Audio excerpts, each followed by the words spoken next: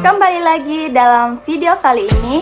Nah, dalam video kali ini kita akan membahas tentang penilaian diri. Pertama-tama, kami ingin mengucapkan terima kasih banyak kepada Profesor Dr. Purnamawati MPD selaku dosen pengampu mata kuliah penilaian pembelajaran. Nah, sebelum kita membahas lebih lanjut tentang video penilaian diri, kami ingin memperkenalkan diri terlebih dahulu.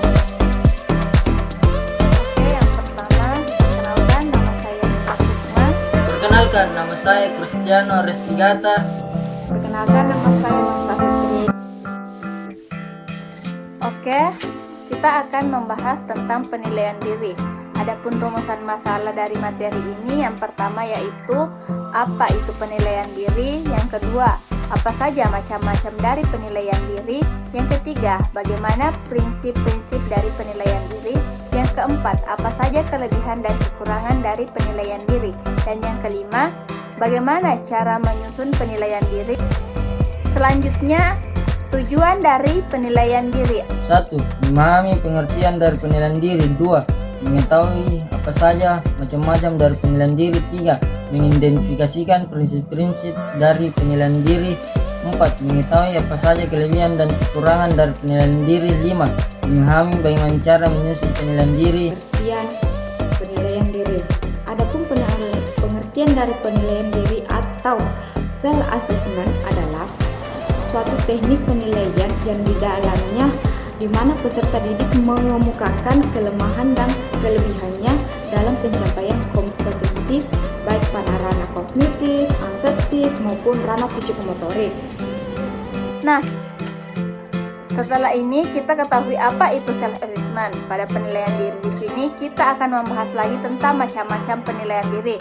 Adapun macam-macam penilaian diri, yang pertama yaitu penilaian langsung dan spesifik, yang kedua penilaian tidak langsung dan holistik, dan yang terakhir yaitu penilaian sosioafektif. 1. Penilaian langsung dan spesifik. Ini merupakan penilaian secara langsung pada saat atau setelah melakukan tugas untuk penilaian aspek-aspek kompetensi. Lalu yang kedua itu penilaian tidak langsung. Holistik merupakan penilaian yang dilakukan dalam kurun waktu yang panjang untuk memberikan penilaian secara keseluruhan. 3.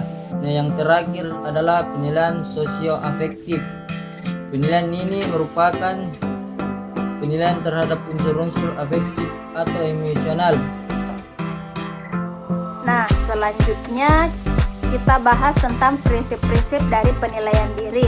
Menurut Kunandar pada bukunya tahun 2013, prinsip-prinsip penilaian diri itu terdiri dari 4. Yang pertama yaitu aspek-aspek yang mau dilihat oleh peserta didik melalui penilaian diri harus jelas. Yang kedua, menentukan dan menetapkan cara dan prosedur yang digunakan dalam penilaian diri, misalnya dengan daftar cek atau dengan skala.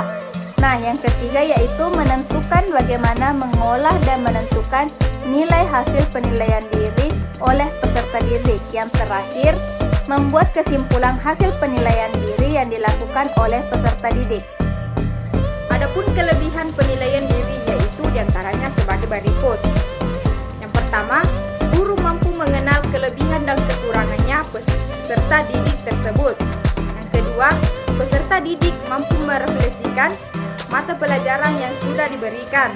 Yang ketiga, pertanyaan yang dibuat sesuai dengan keinginan penanya. Yang keempat, memberikan motivasi diri terhadap peserta didik dalam hal penilaian kegiatan peserta didik. Yang kelima, peserta didik lebih aktif dan berpartisipasi dalam proses pembelajaran. Yang keenam, dapat digunakan sebagai acuan untuk menyusun bahan ajar, mengetahui standar input peserta didik yang akan kita ajar.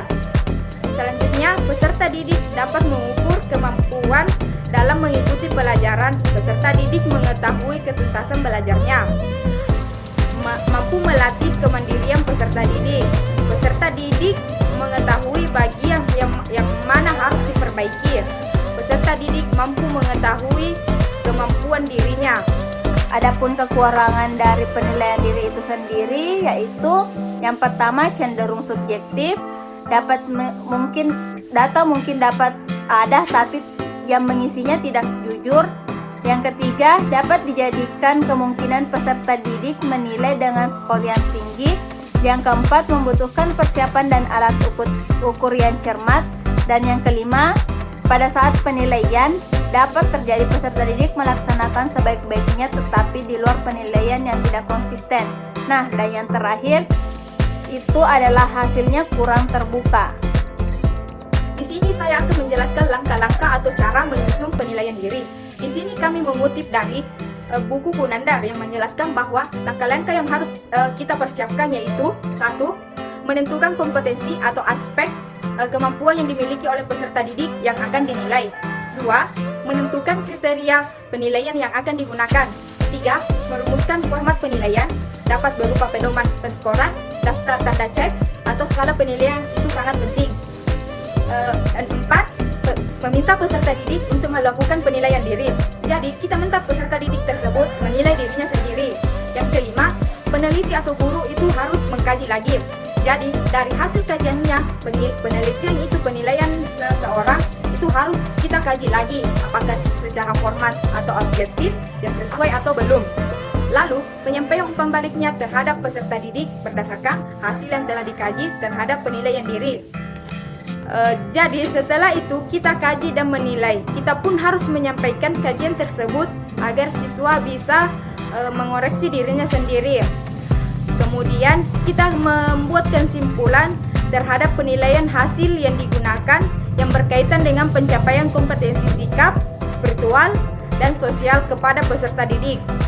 Kemudian kita juga harus menyampaikan bagaimana penilaian diri terhadap siswa tersebut. Dan selanjutnya, kita melakukan tindak lanjut untuk mengacu pada hasil penilaian diri. Nah, oke. Kita berikan contoh format penilaian diri.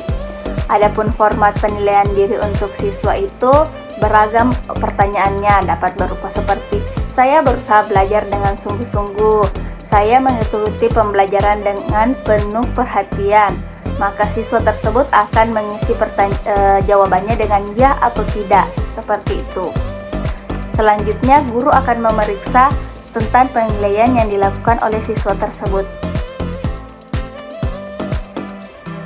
Oke teman-teman, kita akhiri video kali ini. Kami ucapkan terima kasih banyak telah menonton video kami. Semoga apa yang kami sampaikan itu bermanfaat untuk kita semua. Lebih dan kurangnya mohon dimaafkan. Assalamualaikum warahmatullahi wabarakatuh. See you. Jangan lupa like, comment, and share video ini. Dan jangan lupa subscribe.